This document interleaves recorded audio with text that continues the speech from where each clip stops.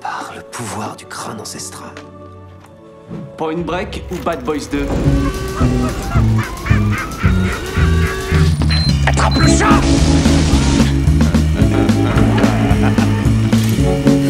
Et cette fois, John Wayne ne s'éloignera pas dans le soleil couchant avec Grace Kelly. C'est Gary Cooper, connard.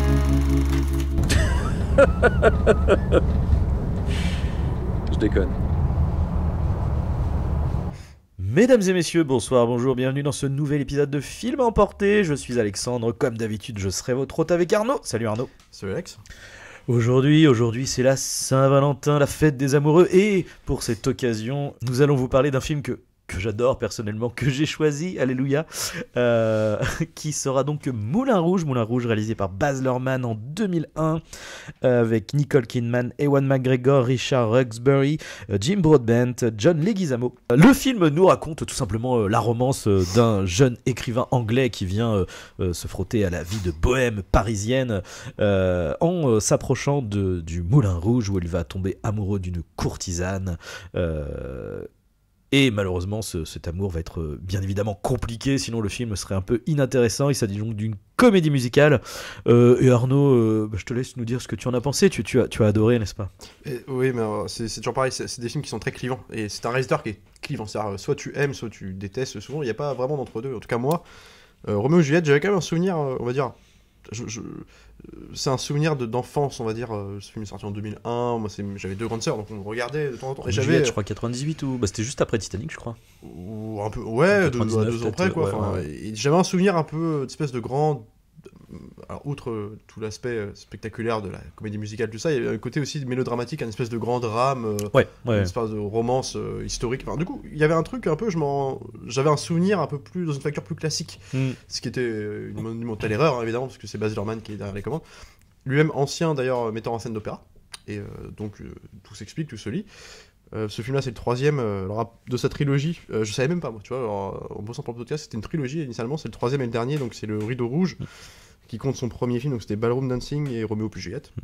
Donc là, il clôt tout ça avec ce film-là, qui est en fait une espèce de de pot pourri de tout ce qu'il sait faire, alors, dans le mieux et dans le pire. C'est-à-dire que c'est si j'aime pas trop le film, c'est aussi parce que pour son excès, mais je lui reconnais un sens du montage qui est souvent vertigineux, avec des idées de narration visuelle qui, pour le coup, il y en a vraiment dans les transitions, il y a quand même des trucs qui sont sacrément couillus en plus, ça c'est vrai, faut quand même le dire. Mais alors, moi, on va dire que c'est un problème de mesure pour moi, c'est que, en fait, le film dépeint un univers qui est déjà excentrique en soi, frénétique. On est vraiment dans le Moulin Rouge, donc le monde le milieu du petit microcosme du Paris de la nuit dans ces époques-là. Donc le film, c'est vraiment au début du XXe siècle, quoi, avec ces femmes de joie, ces shows, ces grands shows hyper spectaculaires, avec de mauvais goût aussi. Quand on prend de mauvais goût, on prend d'excentricité dans tous les excès, dans tous les côtés. Il y a du burlesque, il y a du freak, du baroque, il y a vraiment un truc truc comme ça dans un univers un peu pop coloré. Et en fait, pourquoi pas? Enfin, du coup, j'aime bien. Initialement, c'est un univers qui peut être hyper cinégénique, quoi. Mais je trouve que comme lui, en fait, des méga kilotonnes aussi dans sa mise en scène, c'est-à-dire qui est très stylisé, mais c'est-à-dire qui est comment dire, qui est une emphase absolue. C'est-à-dire que t'as tous les effets possibles, t'as un sens du montage qui est, même s'il est hyper réussi, qui est tellement rapide, qui est tellement, en fait, que tu bouffes des plans à un rythme, avec en plus un anachronisme musical où tu vas utiliser des chansons d'aujourd'hui, enfin en tout cas de l'époque où le film a été tourné, pour donner un dynamisme particulier à cette scène et une sorte de signature, quoi. Mais je trouve que ça en devient, pour ma part, indigeste. Enfin, il y a un moment, c'est genre le premier acte du film, il a été ce qui est le plus comme ça, en fait, parce que c'est celui qui présente l'univers. Donc on commence par des shows, voilà, avec c'est vraiment un empilement de séquences de spectacles, voilà, visuels et tout ça. Mais je trouve que c'est waouh, je me suis oh là là, le premier acte, il pose les bases du truc. Et même avant le premier acte, c'est-à-dire même la scène de générique de la fanfare de la Fox, là, qui est guidé quand même par un espèce de petit chef d'orchestre, alors qui apparaît en bas de l'image, mais qui lui-même est d'une excentricité absolue. Et en fait, je comprends le côté burlesque c'est cohérent avec l'univers, si tu veux. Mais c'est que, en fait, ça m'épuise, en fait. C'est vraiment un truc, je sais pas, j'arrive pas... Puis du coup, je trouve que ça casse complètement la véritable histoire qui en découle derrière, c'est-à-dire l'histoire d'amour qui est classique. Alors ça, c'est le postulat de tous ces drames un peu, en plus qu'on prend un peu au compte aussi, c'est-à-dire une histoire d'amour impossible, du tragique, hein, je veux dire, dans les de Roméo et Juliette, avec c'est l'opéra tragique, quoi, avec une histoire d'amour impossible entre un jeune romancier et puis une femme de joie qui, en fait, Et où on sait dès le début, c'est dit qu'elle va mourir et qu'elle est condamnée parce survit. qu'elle est malade de la tuberculose, ou en tout cas une des variations. Mais en fait, du coup, je trouve que l'arc émotionnel de cette histoire-là, en fait, est trop expédié. En fait, je trouve que ça va trop vite entre les deux. Je trouve qu'il y a très peu de scènes entre les deux. En fait, enfin, en tout cas, très peu de scènes qui ne soient pas chantées ou qui ne soient. Enfin, leur relation, oui, mais. Bah, c'est une comédie musicale, ouais, donc c'est un peu le but aussi. Il n'empêche que. Du coup, bah ouais, mais pour moi, du coup, c'est du papier glacé. Parce que comédie musicale, oui, certes, mais du coup, c'est pas parce que tu me dis je t'aime en chantant que du coup, moi, j'en sens l'émotion que du mec qui l'aime. Enfin, tu vois, j'ai besoin aussi d'avoir un peu de complicité entre les deux. Je trouve que ça va très vite. Ouais. Et je trouve c'est l'équilibre entre les deux que je trouve. Tu vois, moi je parlais d'emphase un peu. Tout à l'heure, on en parlait rapidement juste avant de commencer le podcast. Je faisais référence au King Kong de Jackson qui en soi n'a rien à voir. Mais c'est que je trouve que. Comment dire, King Kong emprunte au film d'aventure d'antan des années 30-40 avec le côté fantastique assumé, donc de l'île du crâne avec les dinosaures et tout ça. Et je trouve que du coup, contrairement à d'autres films fantastiques qu'il fera derrière ou avant, même sur les Anneaux, même si c'est un autre univers, je trouve qu'il fait jouer ses personnages de façon un peu excentrique. Mais ce que j'aime bien, parce que du coup, il y a un souffle vraiment aventure à l'ancienne, tu vois. Mais là, je trouve que c'est pareil. Je trouve qu'il y a une direction d'acteur qui est sous couvert d'être dans le monde du spectacle et dans un truc comédie baroque, comédie musicale baroque, excentrique. Je trouve que la façon dont il fait jouer, par exemple, alors c'est vraiment le problème que j'ai, c'est McGregor, parce que pour le coup, je trouve Nicole Kidman super. Et sous prétexte qu'il est censé représenter, en fait, il ne représente qu'un espèce de jeune romancier naïf, un peu qui croit, un peu cérébral et qui a une vision de l'amour très fantasmée. Et du coup, il est très immature. Ouais. Mais j'ai l'impression qu'il n'est défini que par ça. En fait, qu'il n'existe, qu'il ne joue, qu'il n'existe et qu'il a des lignes de dialogue que autour. En fait, du coup, c'est comme c'est du papier mâché. Enfin, c'est une fonction. Et je ne crois plus en leur histoire, en fait, parce qu'ils ne sont pas incarnés pour moi. Elle beaucoup plus, par exemple, parce qu'en plus, elle a un dilemme entre sa maladie qui la ronge et puis en même temps le fait qu'elle veut choisir évidemment son propre destin alors qu'on lui dit en gros tu seras à l'acquise du duc. Enfin, il y a un truc, elle a plus d'arc à gérer si tu veux. Que lui, c'est vraiment une papier mâché, quoi. Et moi, du coup, je trouve qu'il y a des trucs comme ça où émotionnellement, un film comme ça qui est quand même une opéra, une dramaturgie qui est grandissante jusqu'à un final dur, censé être émouvant, je ressens pas. Je sais pas, tu vois, je trouve que c'est du papier peint, quoi. Alors, il y a plusieurs trucs dans ce que tu dis. Déjà, pour commencer, par rapport au jeu, effectivement, vis-à-vis de King Kong, maintenant je comprends ce que tu veux dire. Et en fait, c'est assez simple, c'est que les deux ont la même volonté, c'est de se rapprocher en fait des films, des premiers films en fait. Premiers films de l'histoire du cinéma. Je veux dire, King Kong, c'était... putain, je me rappelle plus la date, mais enfin voilà, on était en noir et blanc, on était 33. En muet, on était sur voilà. Ouais. Et donc du coup, oui, comme à l'époque, le cinéma était encore traité un peu comme l'était le théâtre en fait au niveau du jeu. Donc du coup, ça donne un jeu qui est un peu plus aussi, voilà, et ça donne aussi un jeu qui fait un peu plus grossier par moment.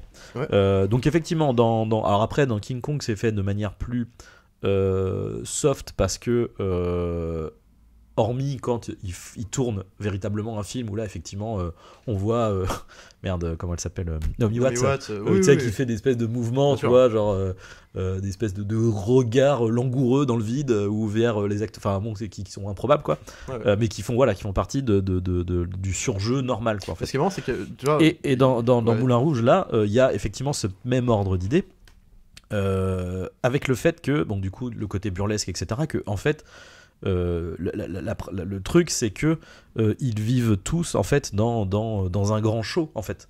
Oui, bah, c'est le monde du spectacle aussi, c'est ça.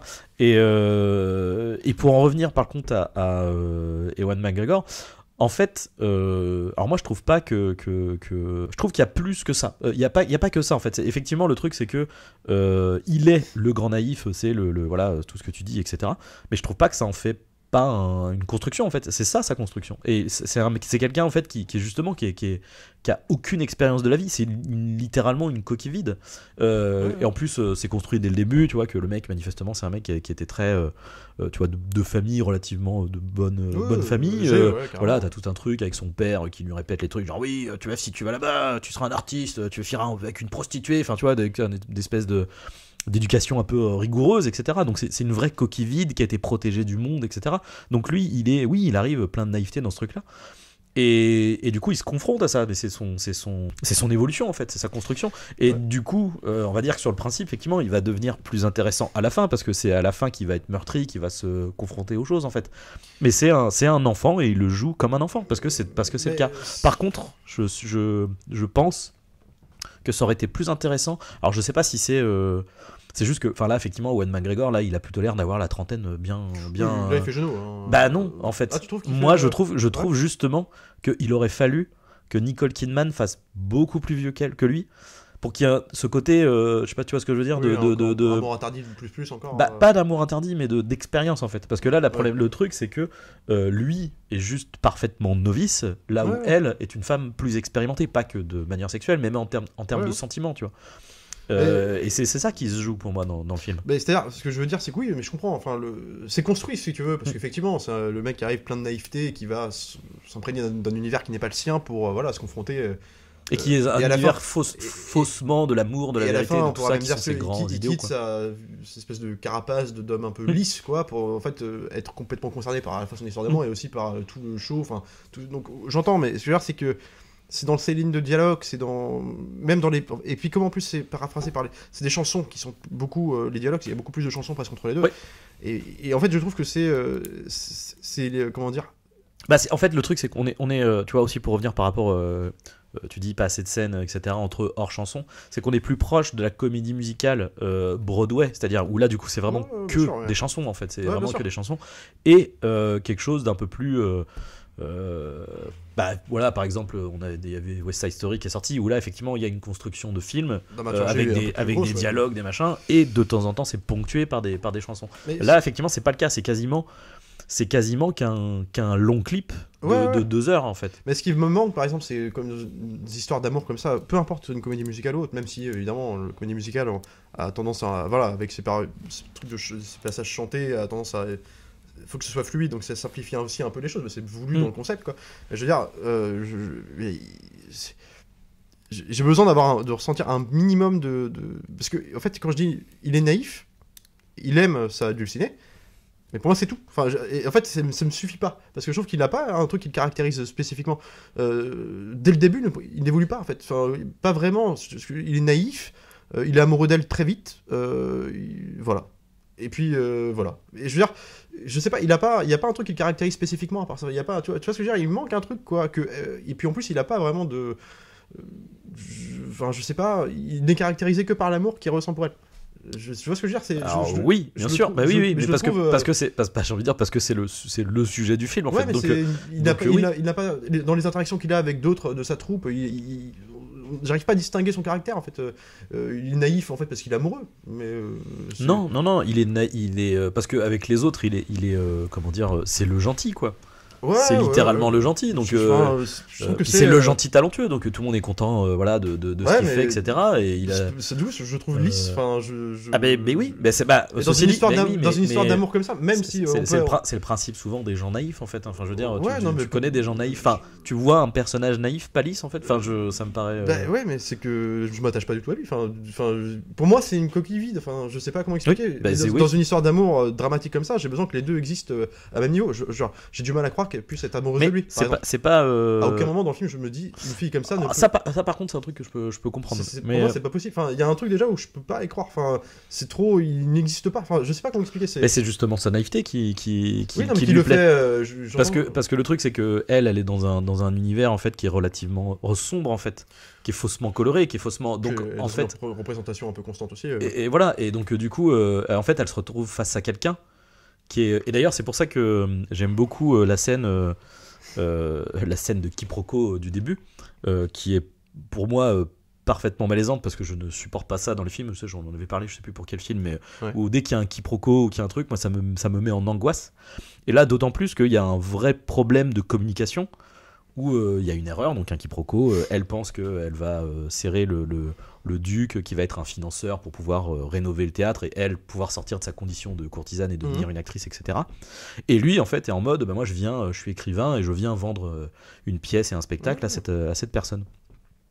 Et sauf que elle est effectivement elle est prostituée, donc là elle joue parfaitement son rôle de prostituée qui doit essayer de saisir le fantasme des hommes, donc et lui il est pas du tout à l'aise, il propose des trucs, donc elle se dit voilà attends, c'est un espèce d'original qui va me lire des poèmes et tout, donc et elle en fait des caisses et lui il essaye de la recadrer en mode genre non mais en fait je veux juste essayer de te parler de, et du coup ça se barre en caca, et du coup j'aime beaucoup la rupture qui est menée vers le chant. C'est ça que justement j'aime pas moi. Tu vois, et du coup du coup effectivement c'est un grand naïf et c'est cette naïveté qui fait qu'elle en fait à un moment donné elle comprend, elle fait d'accord, ok, en fait non, c'est pas du tout il a pas envie de me baiser, il a pas envie de là, il est juste là en train de déclamer quelque chose de manière J'entends, mais c'est pareil, t'as une espèce de scène de fausse scène de sexe au début, dans leur première. Oui, bah c'est ça. Mais c'est pareil, ça pourrait être un. Mais n'empêche que ça reste pour lui un déclencheur d'une espèce de fascination qui va exercer sur lui à partir de. Pareil, dans cette même scène, la rupture de ton alors, elle est surprenante, et en même temps, ça casse la dynamique. Enfin, Bah, c'est le but. Hein. Ouais, du coup, c'est le but. Ouais, mais c'est la déconstruction totale. Enfin, du coup, à partir de là, ouais, mais moi, ça me fait pas construire déjà d'entrée de jeu. Leur scène à eux deux, je me dis, j'y crois pas. Déjà, ça commence. Alors, par contre, là où je suis d'accord, c'est que sous prétexte de déconstruction, ça me sort complètement émotionnel. Ouais. Alors moi, le seul problème que j'aurais au niveau de ce que tu dis, c'est plus par rapport à. Oui, effectivement, la manière dont là pour le coup, tout de suite après ça, elle est amoureuse quoi. Puis en plus, elle le dit textuellement et tout. Là, ça, je suis d'accord que c'est ce truc de bon, je comprends, faut aller vite. Il y a un peu cette idée-là. C'est surtout que même le postulat de départ d'un jeune naïf qui va être amoureux d'une fille qui représente un peu toute l'exubérance que lui n'a pas. Alors il y a autre chose, il y a aussi le côté artistique qui est très important parce que elle, ce qu'elle veut, c'est être une actrice, une artiste quoi. Donc du coup, c'est ça qu'elle aime chez lui aussi. Oui, mais c'est un peu là aussi, je te renvoie. En fait, King Kong sera plus tard, mais il y a eu plein d'histoires comme ça. Bien sûr.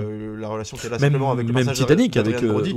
Ouais, mais tu vois, Titanic, je trouve que les deux, alors c'est pas une comédie musicale, je me dirais, ils ont plus le temps et sûrement effectivement c'est pas le même concept. C'est pas la même approche du tout. Pas la même approche. Non, je parlais juste vraiment par rapport la femme qui aime l'artiste, tu vois, le côté, dans un monde de très patriarcat bourgeois, et en fait il y a des codes ouais voilà, très resserré, très resserré. Ce que je veux dire, c'est que j'ai l'impression de l'avoir vu beaucoup de fois cette histoire, et surtout bien plus développée. Enfin, j'ai l'impression que moi ce qui l'intéresse plus, c'est pas ça, c'est pas du tout l'histoire d'amour, c'est même pas limite la tension dramatique, pour moi c'est vraiment l'exubérance de son pari qui filme bien. Oui. Pour le coup, mais du coup je vois deux films en un, si tu veux, qui se battent un peu en duel. Je trouve que l'histoire d'amour elle est délaissée. Enfin, c'est un film qui aurait dû avoir, et qui est vendu comme un truc qui aurait dû avoir, pour moi, en tout cas c'est mon ressenti, mais une ampleur dramatique. Tu vois, un des films qui font pleurer les midinettes depuis toujours. Mais... je sais pas ce qu'il faut. Je sais pas ce qu'il faut.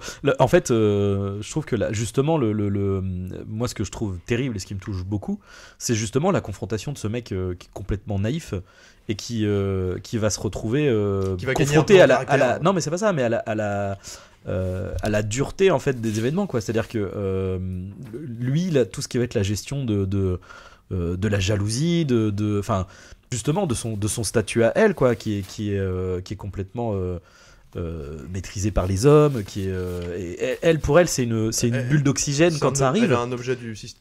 Oui voilà, de ce système là. Avec lui elle a trouvé en plus une solution pour se sortir de ça, tu vois. C'est-à-dire que tant qu'elle est avec lui, elle arrive à faire en sorte de ne pas coucher avec le duc, elle recule le moment toujours, et elle arrive à faire ça. Et lui aussi, et du coup ils y croient tous les deux, et lui y croit, et c'est d'autant plus difficile pour lui que il a jamais eu à faire face en fait à la violence tu vois, parce qu'en fait c'est un monde qui est hyper sombre quoi. Qui est étranger aussi.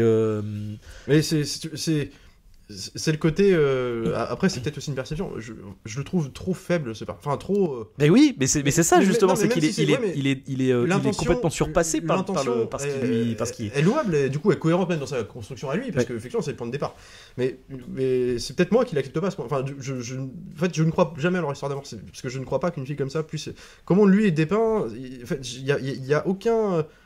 Le seul lien qui va c'est simplement ça, c'est le fait que elle, c'est une fonction. C'est-à-dire pour lui, il va servir à cette nana de libérateur un peu de la. Ouais. C'est tout.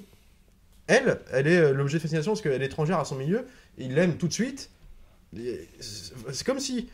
Mais après c'est aussi un cliché c'est le coup de foudre, je veux dire. Roméo et Juliette c'est la même chose, tu vois. C'est le mec qui la regarde, waouh c'est bon, je l'aime, tu vois.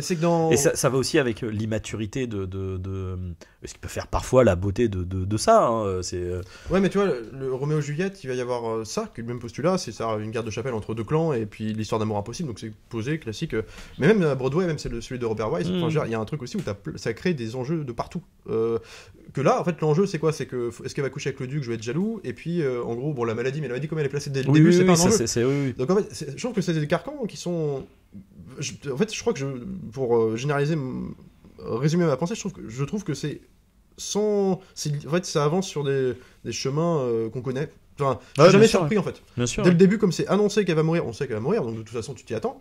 C'est pas comme un Titanic ouais, mais alors moi justement. Et lui, il est amoureux tout de suite d'elle, ouais.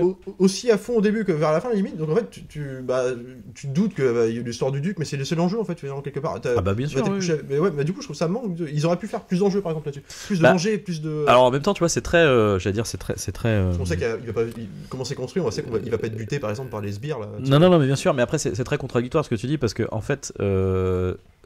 En même temps, ce qui te rebute dans le film, c'est le fait qu'il soit trop riche et nerveux. Et en même temps, le film peut se permettre d'être comme ça, parce que justement, sa trame est simple. C'est-à-dire que je pense aussi que c'est une volonté, en fait, de la part de Baz Luhrmann de faire une histoire très simple, avec du coup, ce que beaucoup de gens vont lui reprocher, c'est-à-dire d'être extrêmement lourdingue, quoi. C'est-à-dire que c'est l'amour, c'est en rouge, quoi, tu vois. La passion, c'est le machin, tu vois. Mais en même temps, ça permet d'être tout de suite efficace en fait. Il va direct dedans, quoi. C'est pas la simplicité que je reproche, parce que c'est pas ça. C'est qu'en fait, je trouve que ce que je reproche au film d'être ce que tu dis, nerveux, genre extrêmement comment dire, pétaradant, on va dire ça comme ça. En fait, je trouve qu'il des fois, on a compris l'attention dès le début. En fait, je trouve qu'il perd un temps fou à ça. En fait, le film est parsemé de ça tout le temps. Et en fait, je trouve qu'il perd. Il aurait pu prendre un peu plus de temps, retirer du temps de ces scènes-là pour développer un peu plus son truc. Ça n'empêche pas de garder une trame simple, mais tu vois, créer un peu plus d'enjeux autour de ce truc-là, avoir un chemin où que lui, on le découvre pas forcément toujours hyper attachant. Aussi que lui, des fois, en scénarement, il peut être. On dit, mais tu vois, qu'il ait un peu plus de corps, quoi. Enfin, je trouve qu'il aurait pu développer un peu ça. Elle peut en avoir, par exemple. Elle, je la trouve beaucoup plus développée, pas seulement parce que elle est plus ambiguë, c'est ça que tu veux dire. Ouais, mais après, encore une fois, c'est le propos. C'est ça, en fait. Le truc, c'est que encore une fois, c'est le propos. C'est une personne qui vit dans un monde sombre, donc du coup, qui est devenue sombre, et qui du coup, au contact de quelqu'un de lumineux et de naïf, se trouve attiré par ça, et du coup ça la pousse à vouloir se sortir de tout ça, quoi. Et c'est en fait en réalité l'enjeu il est là, c'est que la meuf elle est enfermée en fait, et l'enjeu c'est de pouvoir en sortir, et le truc c'est que lui, mais comme Rose était enfermée dans Titanic, dans sa condition de femme bourgeoise, mais voilà, mais c'est ça, c'est le même type d'histoire. C'est qu'après c'est pas plus de corps, je trouve pas ça beaucoup plus, par contre c'est naïf, c'est trop balisé, enfin genre je suis pas surpris par ça. Je suis plus... je trouve que c'est... ceci dit, t'es surpris à la fin de Titanic ? Enfin, je suis désolé, mais... Je suis surpris par le corps qu'il donne à ses personnages. Et pas seulement Rose et trucs. Enfin, je trouve que du coup, ça donne une dimension beaucoup plus... Il a 3 heures, en fait. Enfin, c'est pas le même propos, c'est pas le même... Enfin, là, pour le coup, c'est juste pas le même projet, en fait. Enfin, c'est même pas le concept de la comédie musicale qui déjoue peut-être un peu ça, mais je pense qu'en fait, je pense que c'est un mariage d'idées de concepts que je trouve, des fois, même si ça peut être hyper bien exécuté, c'est que toi ça te touche pas. Ouais, mais c'est très perceptif aussi. Voilà, personnellement, moi justement dans les chansons et dans ce que ça raconte, etc., et dans les jeux même de danse, etc., moi je trouve qu'on a ces histoires de relations en fait qui se construisent, etc. Et ouais. Après c'est et puis même au niveau des enjeux en fait avec le duc, etc. Enfin, je sais pas, c'est alors le seul truc, pareil, au niveau des enjeux que je trouve dommage, c'est qu'il y a quelque chose qui est placé mais qui est pas utilisé. C'est le personnage en gros dans le groupe des courtisanes. Donc il y a grosso merdo Satine qui est un peu la meilleure courtisane du Moulin Rouge. Et t'as un groupe de 4-5 nanas, et dont une nana en particulier, la brune, qui est toujours un peu sèche, c'est un peu la peste, quoi, et qui va du coup justement à un moment donné vendre la mèche. C'est à la rigueur la seule problématique que je donnerais, c'est que elle aurait dû être bien en amont en fait un frein en fait. Alors ça devrait être un enjeu, quoi. Ça devrait être une péripétie et c'est expédié. Alors que je trouve que ça aurait pu être effectivement, ça aurait donné du coup du rebondissement et un peu plus peut-être de corps à tout ça, quoi. Mais en fait, je trouve que c'est je pourrais pas dire que c'est un grand film, même d'un point de vue, parce que c'est subjectif tout ça, c'est quand même très clivant, quoi, aussi. Donc, mais même j'essaye de me sortir de ça. C'est trop c'est pas simple, parce que moi j'aime bien justement les films simples, fluides et compagnie, mais c'est balisé en fait. Je me dis, t'as une histoire d'amour comme ça dans un milieu comme ça où tu peux faire un truc un peu plus. Ça suit un chemin que t'as vu 1000 fois dans d'autres films en fait. C'est toi l'aliénation. Ouais, mais m'a pas montré de la même manière en fait. L'originalité, elle vient de là en fait. Ouais, mais enfin l'originalité vient de ces séquences de show. Mais ces séquences de show et de son montage. Et tout ouais, ça, moi, mais... ouais, mais bah oui, du film quoi. Genre, c'est la manière dont il monte son film. C'est pareil, je trouve que ça tourne à court. Enfin, au bout d'un moment, tu fais une première acte d'une demi-heure comme ça, parce que vraiment, moi, c'est l'exposition qui est. Après, disons que le film a tendance à se calmer quand même un peu. Même après, il sera jamais aussi extravagant au début. Bah oui, et puis justement, c'est ce que j'aime aussi dans le film, c'est qu'il y a ce côté. Il joue aussi avec cette mise en scène burlesque, etc. Et à partir du moment où ça devient beaucoup plus... avec les moments où les enjeux sont beaucoup plus sombres et beaucoup plus problématiques, etc. Là, le film se calme beaucoup plus. Et il joue aussi, comment dire, avec... Parce qu'au début, il y a aussi un côté qui peut parfois être un peu cheap, tu vois, où il s'en fout, tu vois, d'avoir des effets spéciaux un peu moisis. Enfin, moisis, c'est pas que c'est moisi, mais c'est que. C'est pas ça qui me choque. T'as un côté, je trouve, tu sais, les aplats de couleurs, les studios, voilà.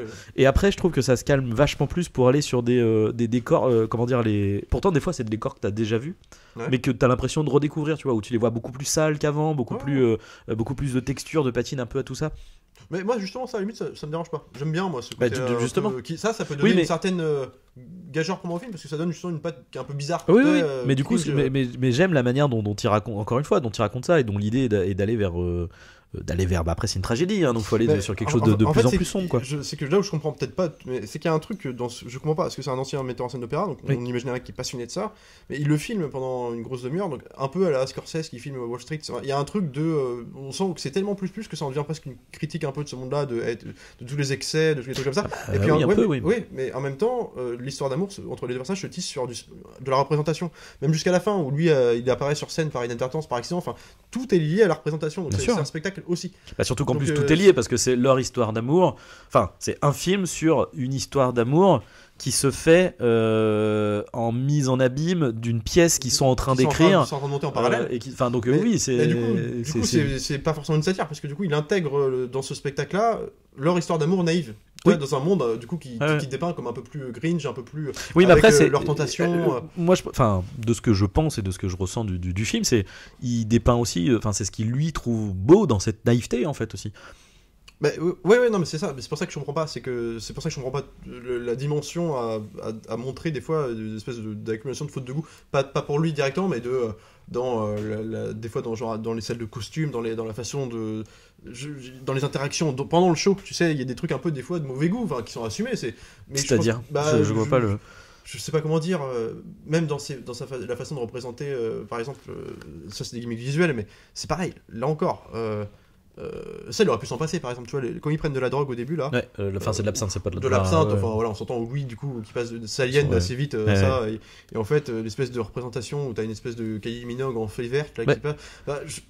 Alors, oui, c'est dans une représentation spectaculaire, mais, tu vois, je peux pas, en fait, me raccrocher à des trucs comme ça qui sont presque des idées bis d'un film qui pourrait être hyper jouissif, à une histoire d'amour classique, noble, au sens noble du terme, dramatique, avec des trucs comme ça. Enfin, je trouve que ça me sort c'est original, certes, mais je trouve que c'est pas du tout le ton du film. Enfin, du coup, ça me sort. Alors moi je trouve qu'après leur histoire d'amour, elle reste tout de même dans ce ton-là, c'est-à-dire qu'après, tu vois, surtout qu'en plus leur histoire d'amour, elle va surtout, comme tu le dis, se déclamer par leurs chansons, etc. Donc au final, on reste sur ce truc grandiloquent et un burlesque et un peu what the fuck, tu vois. Mais noble quand même. Oui, noble. Oui, mais enfin c'est pas parce que c'est burlesque que ça peut pas être noble. Hein. Non, mais ça fait. Quand même, le truc, c'est que justement, moi, ce que je note et ce que j'apprécie dans ce truc-là, c'est que l'idée, c'est aussi que leur histoire d'amour calme cette frénésie en fait. Ouais. C'est-à-dire qu'à chaque fois c'est ça, c'est-à-dire que à chaque fois ça s'emballe, ça va dans tous les sens, ça machin, et bim, et dès qu'ils vont être tous les deux et qu'ils vont commencer à se regarder, à chanter, à machin, là ça va se calmer, ça va se poser, on va avoir des plans plus longs, on va tourner autour d'eux, et en fait c'est pour moi c'est une question mais plus long. Il reste court. Non mais plus à l'image du film, vu que c'est monté frénétiquement. Mais pour moi c'est une question et justement moi c'est ce que j'adore dans ce truc là, mais ça va avec le montage qui est une qualité de rythme, c'est-à-dire que l'idée c'est oui, c'est de jouer avec la frénésie totale et les temps morts, quoi. Ce que ne fait pas Speed Racer, par exemple. Ouais, mais tu vois, complètement. Mais toi, un truc que j'aurais trouvé hyper intéressant, et je me suis dit, à un moment, ça va être comme ça. Ouais. Parce que t'as quelques scènes, et j'en parlais, il y a 2-3 scènes que je trouve mortelles, par contre, c'est pas la question. Mais c'est que, justement, je me suis dit, putain, dans la logique, alors, et en même temps, tu me diras, oui, mais du coup, c'est pas dans l'idée d'être surprenant, mais, enfin, moi qui voudrais plus être surpris par un truc comme ça, je saurais, du coup, ce que je vais dire là, ça entretient le fait que ce sera moins surprenant, mais du coup ça aurait été plus louable pour moi. C'était que en fait tu commences par une espèce de frénésie dans le montage comme ça, et plus t'avances, plus t'arrives dans une mise classique. Quand même, ouais. Mais je trouve pas, en fait. Je trouve que ça reste, oui, ça irait, oui. Bah après le truc c'est que Baz Luhrmann, c'est Baz Luhrmann, mais je trouve que quand même là je me serais dit putain, et là j'aurais compris le truc un peu de tu vois, j'aurais eu une dichotomie entre le monde du spectacle un peu parfois vulgose dans sa démonstration et la noblesse de leur histoire. Je trouve que c'est quand même le cas parce que justement au début, c'est un peu le cas, mais en plus au début c'est comme voilà, c'est un bordel, c'est machin. Là après on transforme le truc en théâtre, etc. Justement ils sont dans cette volonté de rendre le truc un peu plus noble, et même les chansons sont de plus en plus nobles aussi, tu vois. Tu sais, de commencer avec justement le coup du bordel, avec comment dire, avec la musique pop, tu vois. Enfin merde, comment ça s'appelle, Christina Aguilera, tout ça. Et de finir, tu vois, enfin tu sais, on passe de Christina Aguilera à on finit sur Queen avec en mode opéra The Show Must Go On, tu vois. Donc en fait, en plus même dans le traitement des musiques, il y a cette volonté d'aller de partir sur. Après, c'est pas, même dans sa tête, je pense pas que c'est une question de jugement de valeur, mais le côté pop qui a ce côté beaucoup plus frénétique et beaucoup plus la fougue de la jeunesse, quoi, et d'aller vers quelque chose d'un peu plus sérieux et posé dans le choix des chansons. L'anachronisme de ces choix musicaux, qui est une signature et qui n'est pas le premier à le faire et qui sera pas le dernier, mais qui peut être super bien utilisé. Là, je trouve que c'est pareil, un peu facile, quoi. Vous savez, je sais pas, enfin, comment dire, t'as un projet comme ça, t'es passionné de ça. Enfin, moi, j'aurais voulu un truc. Après, encore une fois, c'est subjectif, donc c'est pas du tout le propos. Mais je me dis, t'as l'occasion, t'as les moyens de faire un espèce d'énorme chef-d'œuvre, quoi, populaire. Après, ça reste un peu un film moyen. Hein. Ouais, mais c'est 50. Enfin, encore une fois, c'est 50 millions de budget, ce qui est beaucoup, hein, mais ce qui est pas un énorme film. Peu importe. 50 millions de budget, j'ai envie de te dire qu'il l'use aussi dans ses dérives aussi, que certains kiffent, hein, c'est pas la question, mais dans son accumulation de scènes costumées, de trucs et tout, il aurait pu faire plus soft. Mais je trouve que c'est comme en fait des films comme ça, t'as tout pour faire un énorme, enfin en tout cas succès populaire, historique, dont on se rappelle. C'est comme c'est des postulats d'histoire d'amour impossible. C'est comme j'ai perdu le film l'autre éternelle variation de Bradley Cooper et Lady Gaga là. Star is Born. Non mais ça voilà. Ouais. Le film en lui-même c'est pas un grand film. Mais tout le monde s'en rappellera parce que c'est des gens. Mais tout le monde se rappelle de Moulin Rouge. Hein. Ouais mais genre. Je suis pas vraiment si. Je trouve pas qu'il est cité. Si, du coup, en bien comme en mal, hein, mais si, les gens s'en rappellent. Je trouve, j'ai pas le souvenir enfin, je dois pas en parler beaucoup des gens, tu vois. Enfin, bref, tu veux dire, avoir l'occasion d'en parler, mais alors, après, il y a plusieurs problématiques. C'est que la plupart des gens, déjà, ont du mal avec la comédie musicale. Ça déjà, c'est un premier truc. Ensuite, je pense, tu parles à des gens qui aiment la comédie musicale. Je pense que Moulin Rouge, c'est un film qu'ils vont citer d'un côté comme de l'autre. Ouais, putain, mais je sais pas. Moi, j'ai pas l'impression que ça a marqué autant l'esprit, la pop culture. Enfin, en fait, c'est que je trouve. Il manque un aspect fresque. Alors, il manque un truc. Ouais, mais ça, pour moi, ça va avec ce budget moyen aussi. Hein. Le film mine de rien, le film est généreux. Je pense que mais le film est mine de rien relativement réduit. Tu vois, tu disais, il y a beaucoup de costumes. Ah ouais, il y a beaucoup de costumes et beaucoup de gens. Franchement, je trouve pas tant que ça. Hein. Mais je trouve justement avec le peu de monde qu'il a, il fait je trouve des trucs grandioses. La scène de la chanson de Roxane, le tango de Roxane, en réalité à l'image il y a quoi, il y a 20 couples, quoi. Ce qui est beaucoup, mais par rapport à d'autres, tu vois, bon, je vais reprendre West Side Story, mais tu vois la scène quand ils sont je pense qu'il y a vachement plus de monde, tu vois, à l'image. On est quand même pas sur la même. Ce que je veux dire, c'est que les mêmes moyens, quoi. C'est quand même un contexte historique qui est une période. En plus, il y a eu beaucoup de films sur le Moulin Rouge avant le film, mais c'est quand même une période qui parle en plus d'une transition même dans le monde du spectacle, que ce soit au cinéma, que ce soit. Tu peux avoir des thématiques placées qui vont élever un peu le sujet, et surtout tu peux faire un côté plus fresque aussi, tu vois ce que je veux dire. Là, l'aspect fresque n'est gardé que dans le sens en fait, là arrive d'un milieu c'est resserré sur eux deux, hein, donc c'est quelque chose de dommage en fait, c'est que je trouve le film du coup moi ma perception c'est que ma subjectivité fait que je n'aime pas cette approche là, mais si je l'avais aimé, je pense pas que je me serais dit que c'est un grand film. Je me dis c'est un bel exercice de style. Parce que je trouve qu'il manque une force. C'est aussi pour ça que je parlais de la naïveté des personnages qu'on a déjà vu, et dans 2 films ça marche pour moi encore mieux. Et parce que comme c'est restreint, que l'histoire ne s'inscrit pas dans une grande histoire, qui pourrait être le cas dans une transition d'époque comme ça, qui est intéressante en plus, et qu'on a rarement vu dans un cinéma populaire à cette époque-là, en tout cas traité comme ça. Et en plus, comme la naïveté des personnages fait que leur histoire d'amour est très balisée, on n'est jamais surpris, parce que dès le début, les enjeux sont posés. Mais du coup, je trouve que ça manque d'une force, d'une ampleur un peu... Alors évidemment, des trucs comme Titanic, c'est pas la même approche scénaristique, c'est plus de... Mais il n'empêche que ça parle de la lutte des classes. La lutte des classes sociales, la troisième première. Il y a plein de thématiques qui sont abordées, un truc de l'industrialisation des machines. Oui, mais le film dure 3 heures. Ouais, mais je pense pas que 3h15. Genre, oui, mais je pense pas qu'il y a que ça. Je pense que c'était pas l'ambition un peu quand même. Bah non, c'est pas ce qu'il raconte. C'est ça que je trouve dommage. C'est qu'il aurait pu, dans un même forme, si tu veux, inclure enfin, tu vois, faire un truc. Je trouve que c'est sage en fait, parce que sage dans la dimension onirique, c'est-à-dire que comment il ressort pour moi. Même si, malgré l'extravagance de la forme, tu vois. Ah, je sais pas, moi, enfin, il y a des... Après, c'est effectivement, du coup, ça parle beaucoup, du coup, plus du traitement de la femme à cette époque, surtout pour une courtisane. Non, mais ça, par contre, et du coup, par exemple, moi, je trouve qu'il y a, par exemple, une scène qui m'avait moins marqué... Mais c'est aussi pour ça que j'aime beaucoup ces 2 films. Hein. Je les rapproche un peu tous les deux...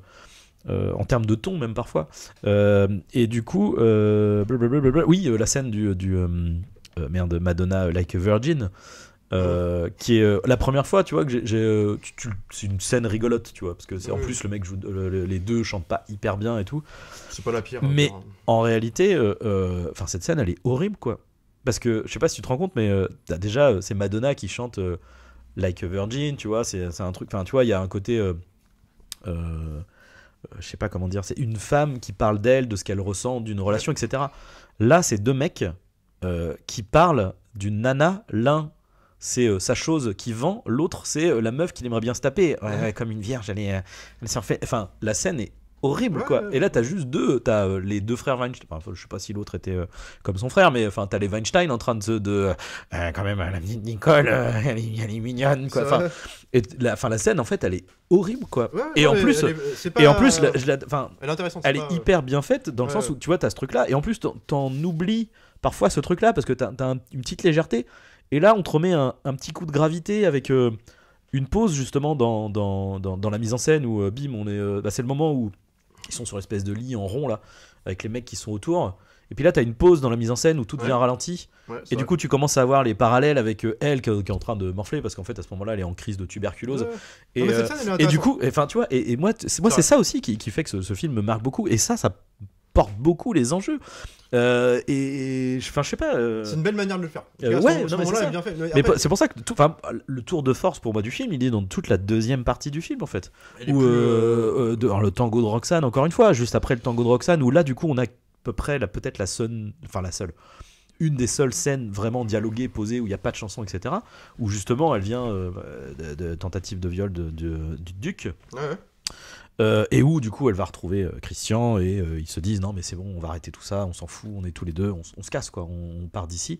Et là moi je trouve que c'est une très belle scène, et qui est du coup très posée, qui est très dans le réalisme, qui est très dans le jeu, enfin tu vois ce que je veux dire. C'est une scène que j'ai notée, d'ailleurs j'en ai 3 si je suis honnête, et parce que bon, à force je vais quand même, il y a 3 scènes, il y a celle-ci qui était très sympa, c'est vrai. Alors, malgré le fait qu'elle intègre tout ce premier acte de frénésie absolue, tant pis.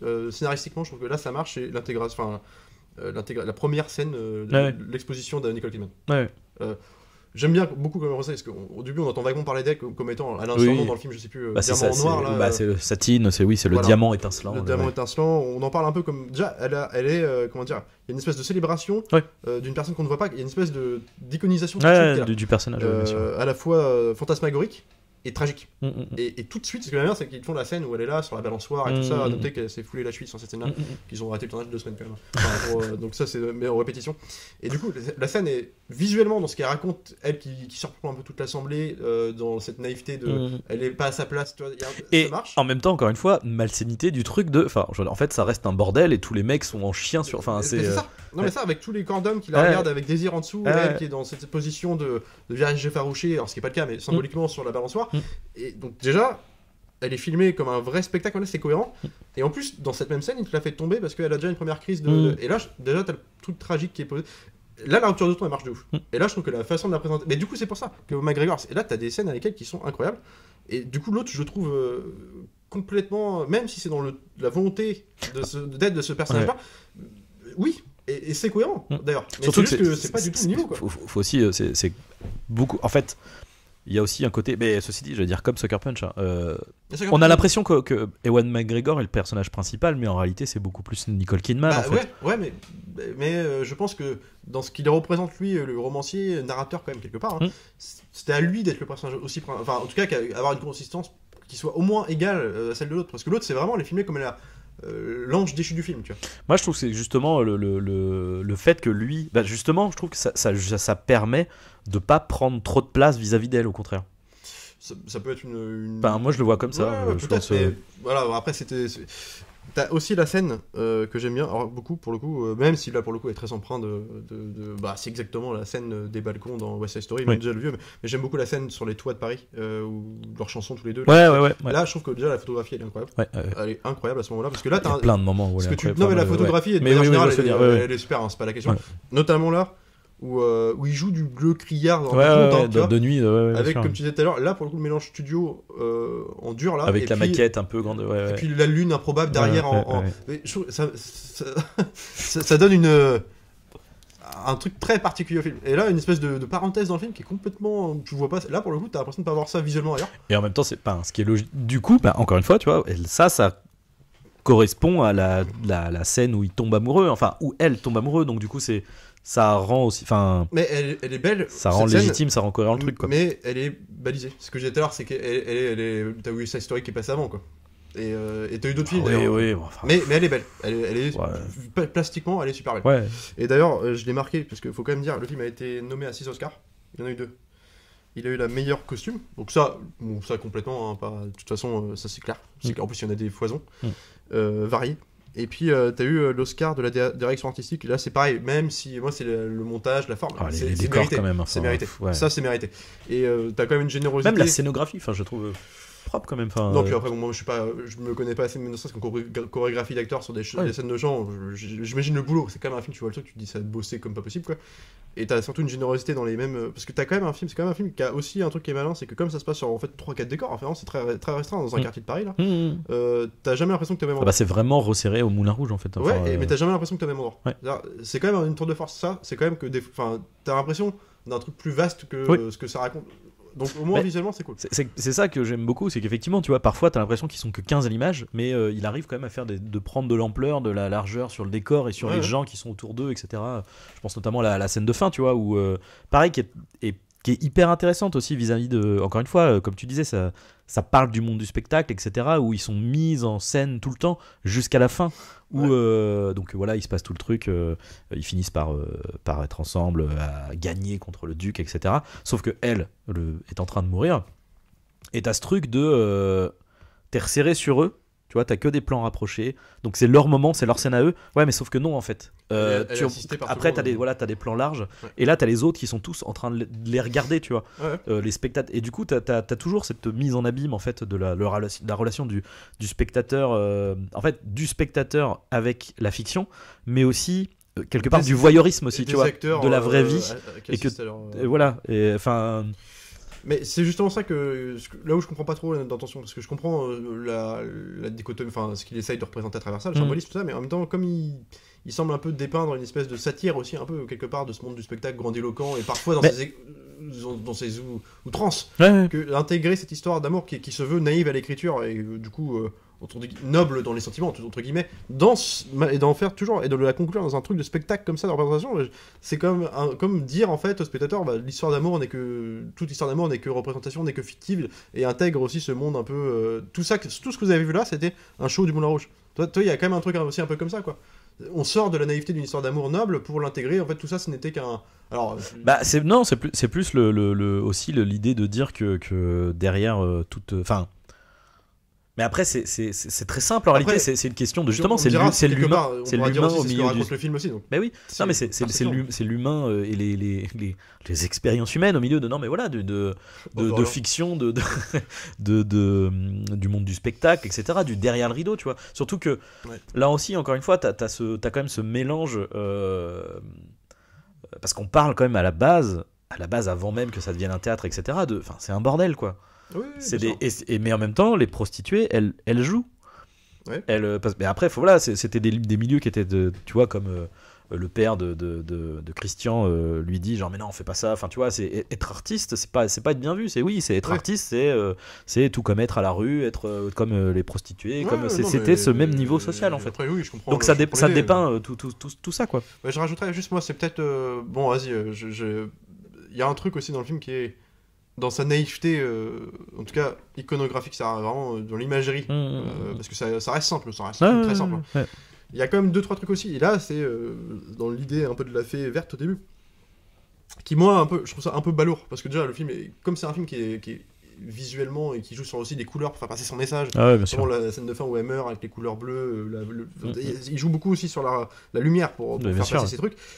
Et il y a des moments où je comprends pas, genre la vision, mais c'est pas ce que je veux dire, c'est par exemple, tu vois, pour nous faire, enfin, il est quand même abrité dans un autre, alors peut-être il est pas subtil du tout. Reprends-moi. Non mais tu vois, l'hôtel dans lequel séjourne le personnage de truc qui s'appelle, alors je sais pas si c'est le nom de l'hôtel, mais en tout cas il y a une espèce de devanture avec des lettres qui s'appellent l'amour ou. Ouais. Alors attends, parce que ce truc-là, c'est. Elle met des coussins rouges avec des cœurs la prochaine fois quand ils font la. Enfin toi, il y a des moments. En fait, oui. Mais c'est comme des climax de scène d'amour où en fait à la fin t'as un feu d'artifice. Bah oui, non mais c'est ça. En fait, mais tout le temps. Enfin, c'est-à-dire que il y a des. Pour moi, c'est un flic, ça. Quand ils chantent dans l'éléphant, il y a des cœurs partout, je veux dire. Tu vois, c'est partout dans le décor. Ils sont entourés de cœurs. Non, mais quand c'est dans le monde du spectacle, dans une représentation sur scène, oui. Non, mais dans l'éléphant, c'est littéralement. Bah après, quoi que si, parce que c'est la mise en scène. Après, ça fait aussi partie de ce truc de. Tu sais, t'as tout ce délire avec la vie de bohème, tu vois. Tu sais, t'as ce truc de tous ces mecs. À côté Jean-Pierre Jeunet aussi. John Leguizamo, machin, tu vois, ils sont tous en mode genre, tu sais, c'est le. Attends, c'est quoi? C'est la beauté, la vérité, l'amour, tu vois. Enfin, je veux dire, ils sont dans ce truc-là. Donc, en fait, c'est juste que ça. Mais ça fait partie ça fait partie du show que eux se construisent aussi. Mais c'est que t'as un lyrisme un peu naïf dans ce que c'est. Enfin, je trouve que c'est.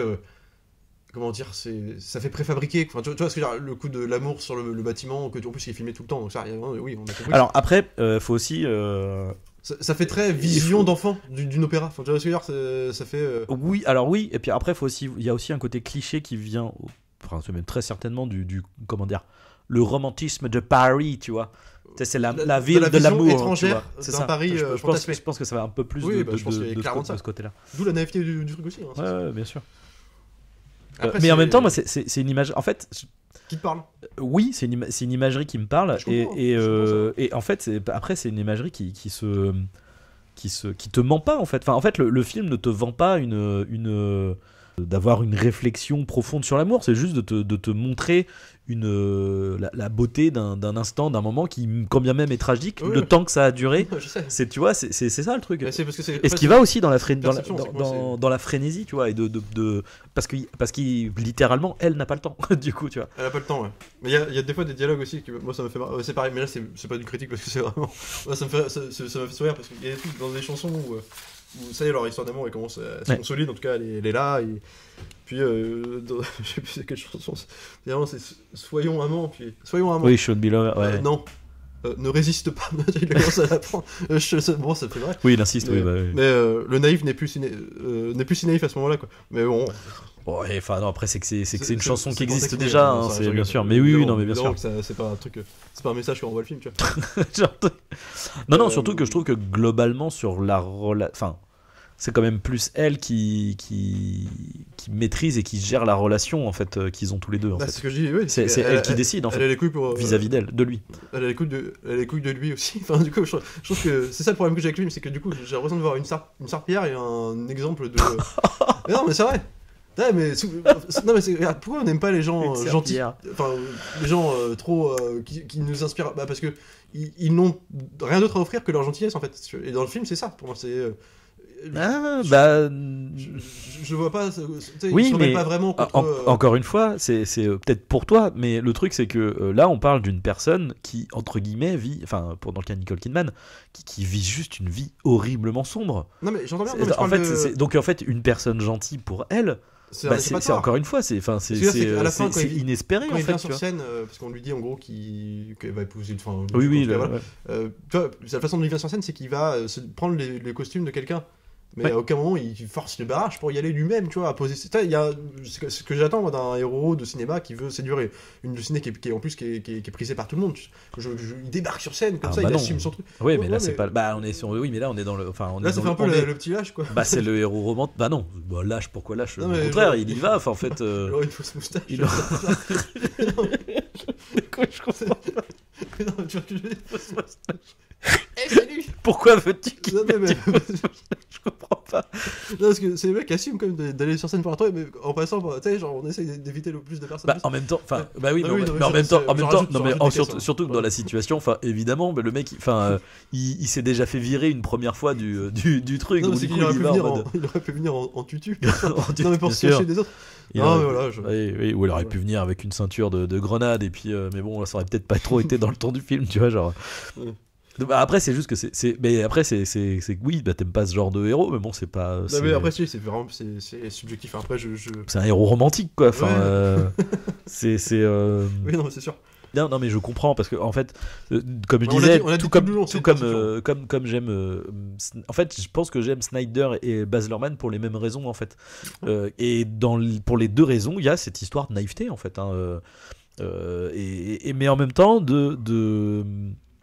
comment dire d'esthétisme et c'est des trucs qui ont une vraie personnalité quoi en fait. C'est une question de naïveté parce que tu vois un truc comme King Kong qui est d'une naïveté absolue, même le remake j'adore, donc je sais pas en fait, c'est plus le schéma balisé malgré une forme qui est très spécifique. Oui. C'est juste que c'est un film qui je pense avait un postulat de départ qui aurait pu donc ça marche toujours ce truc là. Tu peux en faire un truc qui à la fois critique le patriarcat mais en même temps parle de différence de classe quelque part, c'est un peu le cas aussi. Elle c'est une pute hein, et lui c'est quand même un bourgeois. Enfin genre c'est effleuré, enfin toi c'est juste posé. Ils sont fonctionnels. Et c'est ça qui me dérange, c'est que après le bourgeois c'est plus le duc que lui. Oui mais dans ce cas-là on pourrait dire que c'est une caricature.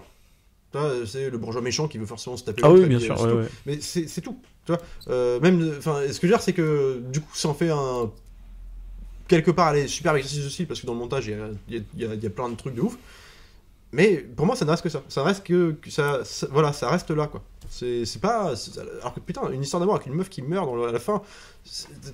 Pour moi, ça devrait avoir une ampleur quoi, un truc je sais pas. Mais en fait, je trouve que comme ça. Après, ça reste dans sur un carcan classique. On sait où on va. Dès le début en plus, je sais même pas. Dès le début, on te l'annonce. Bah du coup, alors ouais, t'as des jolies scènes, t'en as plein, même d'ailleurs, t'as plein de beaux moments, et puis tout ça, t'as une interprétation hyper, je trouve qu'elle est mortelle, Nicole Kidman, tout ça, donc il y a des trucs vraiment cool. Mais toi, la finalité, il me marque pas comme pourrait me marquer d'autres films, même je suis certain, je suis pas fan de comédie musicale, mais comme d'autres comédies musicales, tu vois, je sais pas, je réfléchis à lequel j'ai pu voir, mais tu vois, je me rappelle même plus d'un Grease, tu vois, c'est con, hein. Mais Grease c'était très balisé, c'était West Side Story version New Age 80, tu vois. Et je me rappelle de leur histoire, enfin, je sais pas, parce que t'as des enjeux tout le temps, et c'est chanté tout le temps, hein. Oh, t'as des enjeux tout le temps dans Grease.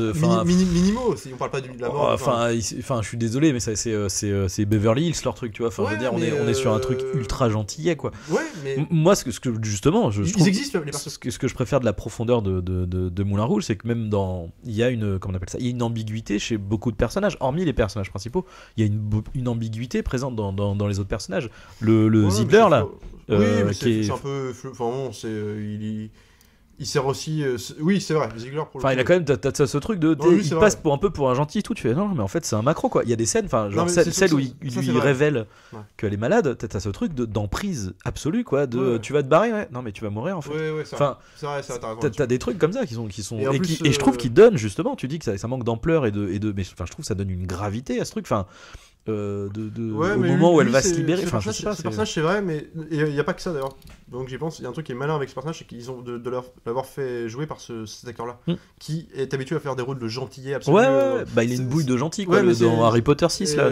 C'est le père de Bridget Jones, qui est complètement. Mais c'est un mec qui joue toujours les gentils nounours, tu vois. Ouais. Et le fait d'avoir pris un mec comme ça pour le faire jouer un truc un peu en dichotomie totale, là c'est intéressant. Là, tu vois, c'est des vrais choix de metteur en scène, tu vois. C'est vrai, voilà. Mais oui, lui c'est vrai, mais ça manque sur les personnages principaux, par exemple.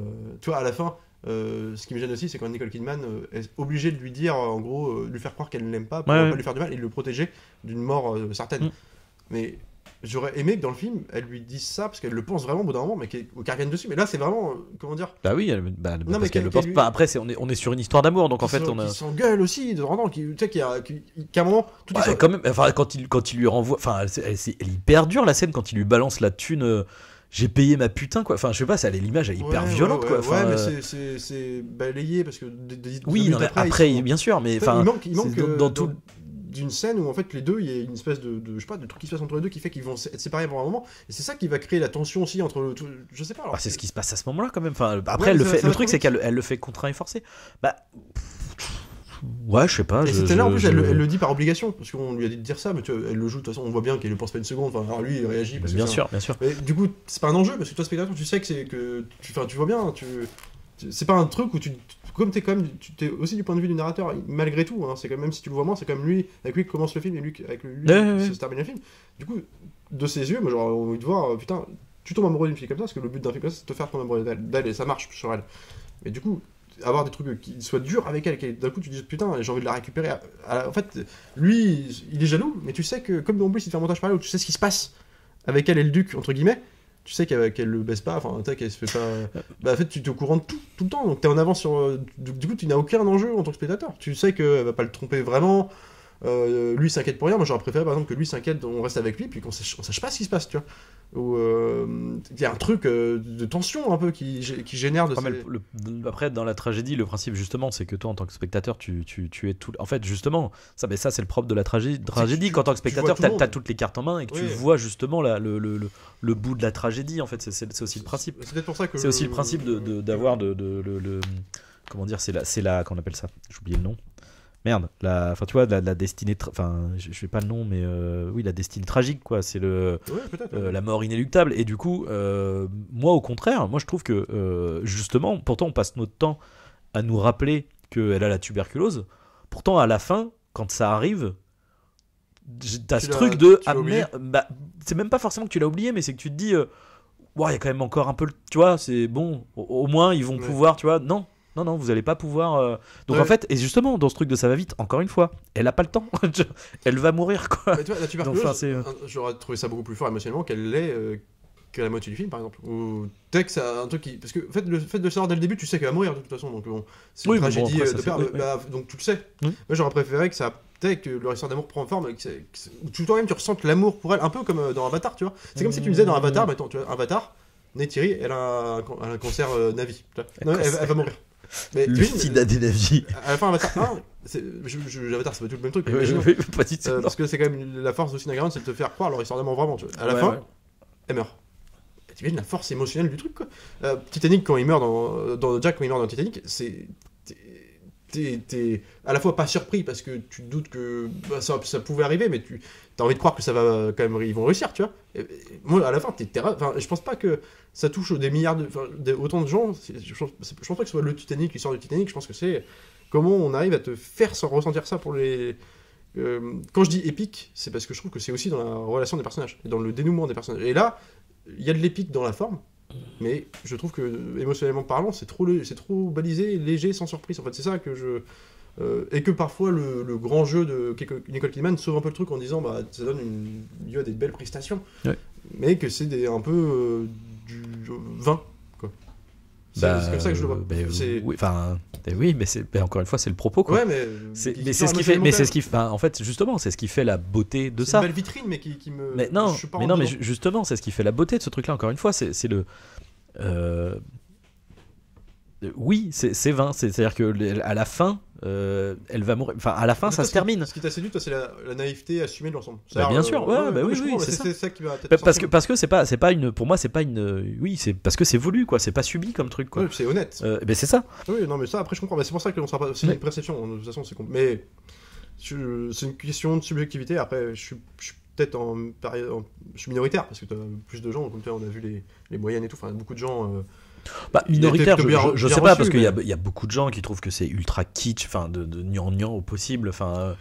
Mais regarde, d'une certaine manière, pour un film avec McGregor qui est sorti même genre d'année, mais qui emprunte un peu au conte aussi quelque part, parce qu'il y a un peu du conte aussi dans celui-là. Le Tim Burton, Big Fish, je le trouve beaucoup plus aussi dans une vision complètement fantasmagorique, très clownesque, cirque, c'est très du cirque. Enfin, je trouve que il incarne un mec qui est assez lisse aussi, qu'un mec qui traverse enfin, et je trouve que c'est beaucoup plus fort, quoi, par exemple, tu vois. Pourtant, je suis pas fan de Big Fish, mais je trouve que il me marque 10 fois plus, quoi. En plus, dans une atmosphère de très Grinch aussi, enfin, tu vois, très là-dedans. Ouais, bah là, c'est pareil, c'est une question de goût. Enfin, moi non, quoi.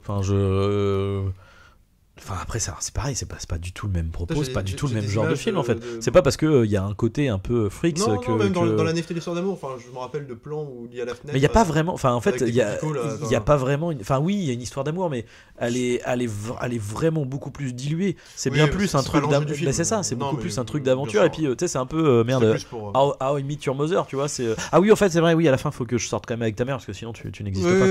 Oui, non, donc, en réalité, c'est plus une histoire d'amour entre un père et sa fille, en fait, plus qu'autre chose. Et son fils, pardon. Non, c'est juste pas la même chose, quoi. Et j'aime bien Big Fish aussi, mais Bon, bref. Bon, je pense donc voilà ce qu'on peut dire sur Moulin Rouge. Donc sur ce, bien écoutez, bonne fête à tous les Valentins et les Valentines. N'oubliez pas qu'il y a toujours les votes ouverts pour le Nikon Film Festival. On mettra encore une fois le lien dans la description. N'hésitez pas à partager, à commenter, à dire votre avis sur notre retour sur le film et sur notre retour de Moulin Rouge. Sur ce, écoutez, on se dit à la prochaine. Salut à tous et salut Arnaud. Salut Alex.